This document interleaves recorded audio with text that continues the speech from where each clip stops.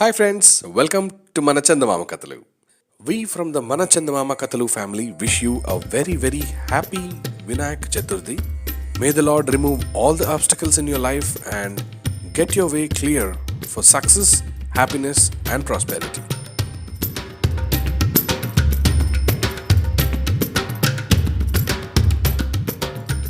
Like the last week, we have another tale here from another beautiful country, Italy. The name of the story is The King and the Farmer's Daughter. Long ago in a village in Italy lived a farmer and his daughter. The farmer was honest and hardworking, and the daughter was fair and intelligent. Her name was Tresina.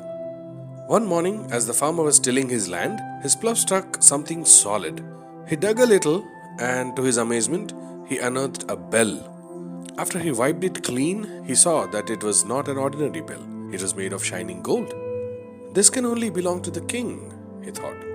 I'll present it to him, and I'm sure he'll reward me handsomely.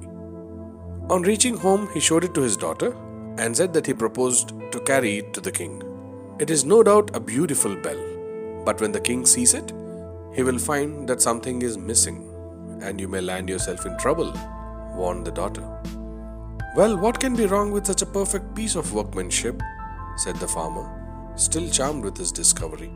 Take it to the king then, replied Tresina, and be prepared to hear this. It's a lovely bell, but where is the clapper? Oh my good farmer, oh my good farmer. Could you kindly tell, will the bell ring? Will the bell sing? But paying no heed to his daughter's words, the farmer marched straight into the palace.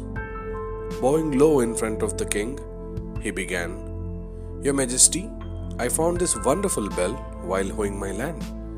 I feel that it deserves to be hung atop the palace tower. The king took the bell, turned it upside down and round, and then said, It's a lovely bell, but where is its clapper? Oh my good farmer, oh my good farmer. Could you kindly tell, will the bell ring? Will the bell sing? Good heavens! The farmer couldn't help but exclaim. She guessed it word for word. Who guessed that? Asked the surprised king. Your Highness, replied the farmer. My daughter had told me that the king upon seeing this bell would say just these words, but I turned a deaf ear to her. Ah, said the king with a grin. This daughter of yours must be very clever indeed. He asked one of his attendants to bring a basket full of cotton balls. Take these to her and ask her to make a set of dress for each one of my courtiers. She should complete the job before the sun sets tomorrow. The dumbfounded farmer left the bell behind, for which he didn't even receive a thanks. He was expecting a great reward, but he got a puzzle now. He simply picked up the basket and set out home. He told his daughter all that happened, and then the king's order too. Tresina went to the barn and returned with a basket full of chips of wood. Do not be anxious, dear father. Now go right back to the king. Tell him that I do not have a wheel to spin the cotton nor a loom to weave the cloth. If His Majesty could have them made out of these basket full of chips of wood, his order would be carried out letter to letter. The king was only too happy to learn that such an intelligent young girl resided in his domain. That daughter of yours seems to be very sharp, he said to the farmer. Send her to me so that I may have the pleasure of her company. But see to it that she neither comes to me clothed nor naked, neither having eaten anything nor having drunk anything, but on a stomach neither full nor empty, neither on foot nor riding, and neither during the day nor at the night. If she fails to fulfill these conditions, then both of you will be banished from my kingdom forever. The farmer returned home in very low spirits. What is the matter? Asked Tresina. He told her the task the king has set before her and the fate that awaits them should she fail to accomplish it. She consoled him, saying, Do not worry, father, everything will go perfectly well. Just before dawn of the next day, the people of the kingdom witnessed an unusual but an amusing sight. A beautiful girl draped with fishing net and straddled on a pony, but with one of her feet dragging on the ground and another dangling in the air, was slowly making her way to the palace. The guards, on learning that she was only carrying out their master's summons, escorted her to the royal chambers. But the doors were closed. Then, as the first streak of light was filtering through the darkness, Tresina gently pulled the pony's ears and it gave a loud neigh. Out rushed the king, still not fully awake. "I'm the farmer's daughter, Tresina they call me. In compliance to your order, here I stand before thee. No food nor drink for me nor for my pony. What we had lapped a little is neither solid nor liquid but honey." The king at once burst into fits of laughter. Realizing that she has proved smarter than himself, he said, "Tresina, dear, dear, what a lovely name. You are a girl that I was long waiting for. I shall forthwith make you my queen, but on one condition, that you should never meddle with my knightly duties." Tresina accepted that, and the wedding was celebrated with much pomp and fanfare. People from all over the land thronged to the wedding went on really well and was celebrated for days. During this event, a farmer has come to the capital with a pregnant cow, hoping to get a good price for it. But he could not find a place for the night nor a barn to keep the animal in. There was a kind innkeeper who asked the farmer to get in. But what would he do with the cow? He had to tie it somewhere. Then he saw another villager sleeping in the warmth of the kitchen, with his cart standing in front of the inn. So he tied his cow to the cart and went to sleep. Early next morning, the farmer was really happy to find that a calf was born to his cow during the night. As he was about to lead them away, he was stopped by the owner of the cart. "You may take your cow if you want, but not the calf, for the calf goes with the cart," he said. The farmer was completely shocked. He asked, "How do you say that the cart owns the calf?" The villager smiled and said, "Young man, the calf was born when the cow was tied to the cart. So, your cow belongs to you and the calf belongs to me." There were heated arguments followed by a scuffle. Meanwhile, the guards arrived and took both of them to the royal court.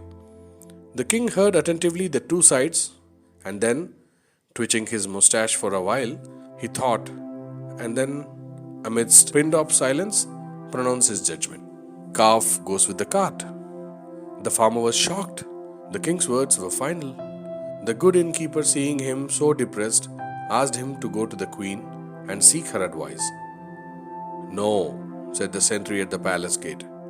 "The king has strictly forbidden the queen to hear people's cases. You cannot meet her." The farmer, determined to meet the queen, climbed the walls and espied her in the garden tending roses. He bowed to her and told her the injustice that was caused to him. Tresina instructed the tearful farmer as to what he should do next. The farmer was very happy and he left the place. The next morning, the farmer, equipped with a net, went to a forest, and on witnessing a dry lake in the forest, he lowered the neck into the lake and he pretended to catch a lot of fish. The king and his retinue passed by the lake on their hunting trip. Seeing the farmer's efforts at catching the fish in the dry lake, the king almost fell off his horse laughing. "My dear friend, you have surely gone out of your mind. How many fish have you caught, may I know?" he asked the farmer. "Your Majesty," answered the farmer, "if a cart can give birth to a calf, why can't a dry lake yield fish?" The king understood that somebody else has the hand behind this play acting. "Good man, have you been lately speaking to some wise person?" he asked the farmer. The farmer spoke the truth, and the king revised his order and rewarded him with the calf.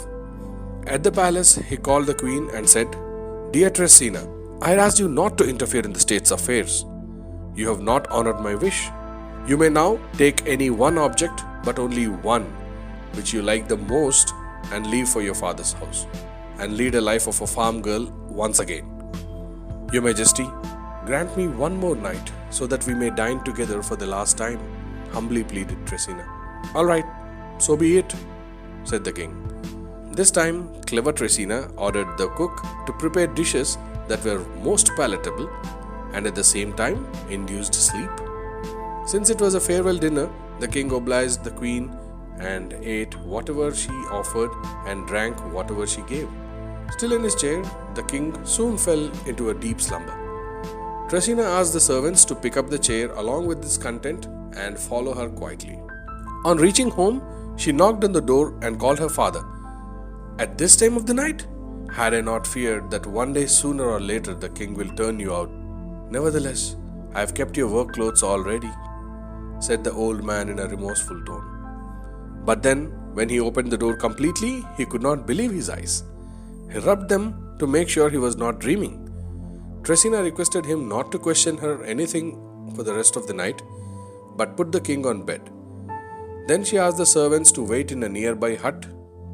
In the morning, the king woke up to a symphony of various birds and animals and found that the room was flooded with bright sunshine. He could no longer recognize his bedchamber. "Where am I?" he asked Tresina, who was beside him. "My lord, didn't you ask me to leave for my father's house with only one object that I like the most?" "I like you the most, your majesty," she answered with a sly smile. The king gave out a hearty laugh and sent for his chariot and returned to the palace with the queen Tresina. And they lived in harmony for the rest of their lives. But from that day onwards, the king always took the queen to the royal court of justice.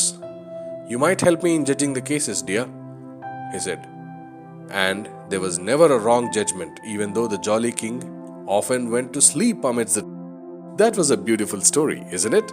And yes, it's a tale from Italy. These kind of tales have a really great impact on each of us since our childhood. A lot of good things to learn from a lot of beautiful storytellers. This is what I want to give to the next generation. A great wisdom in a fun and enjoying way to learn. If you have liked this video, please go ahead and push the like button. Do share this with all your friends so that they can also have it forwarded to their friends, for the wisdom has to pass on, like it did from stories to us and now for the entire world to see. Please do subscribe to my channel, Chandamama Kathalu, and do not forget to hit the bell icon so that all the notifications come down straight to your YouTube app. Thank you. Have a great day. Bye.